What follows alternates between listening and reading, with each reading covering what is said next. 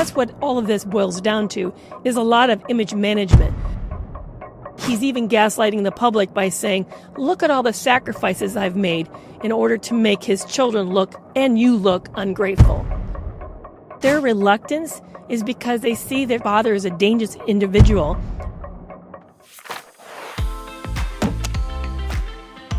Welcome to Fan Mail, a space where I answer your real questions about toxic relationships, narcissistic abuse, and the long road to healing. Thank you so much for your questions, for when you send them through fan mail, whether you're coming through the audio podcast or from one of the videos like YouTube. I deeply appreciate it. I got a really painful question from Rochester, New York, and she writes, why is it they, and she's talking about her ex-husband, always blames us when the kids don't want to be with them or their family? Why doesn't anyone see that this is a direct result of the damage my ex has done? That they've been abused or watched their mother be abused for so long, and suddenly it's poor me. The kids won't spend time with him or answer his message, and they aren't very receptive to Grandma because Grandma thinks he walks on water. Another thing for me is his family saying how he did or does so much for us, so how can we claim to be abused? And he's making sure to make use of that to his advantage by telling people all these things he supposedly has did for us, when clearly he did it for himself or for the recognition of his so-called worshipers.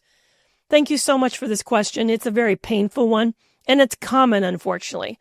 Dysfunctional, emotionally immature people don't like to take responsibility for their behavior, and they don't like to then take responsibility for the consequences of their behavior.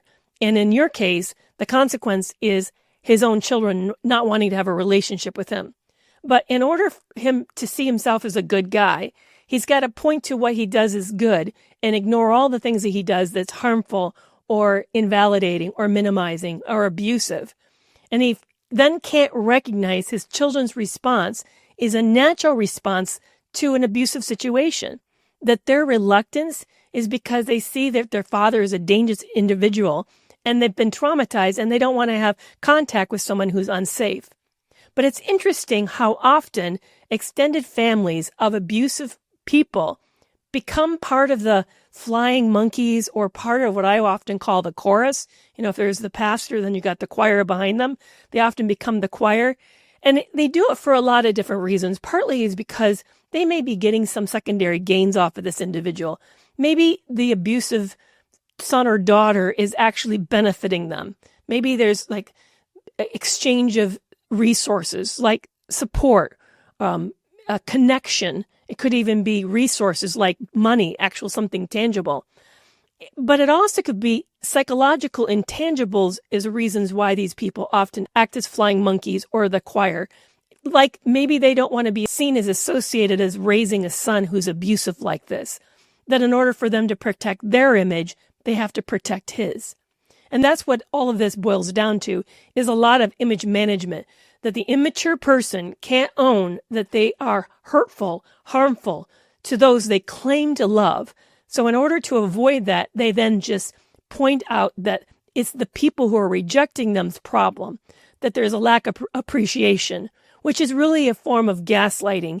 You know, he's even gaslighting the public by saying, look at all the sacrifices I've made in order to make his children look, and you look, ungrateful. So what will help for you to understand is there's a lot of projection and blame shifting happening here, but the children's behavior is based on a real problem in this relationship. And that what it's really about here is not so much a connection with kids, but rather protection of his image. So what I would recommend that you do is, unfortunately, you have to let go of the bigger picture and not be caught up with what he is saying to other people, as harmful and as hurtful as that is, but rather show up and validate your children's experience and the fact that they really don't feel safe in this relationship.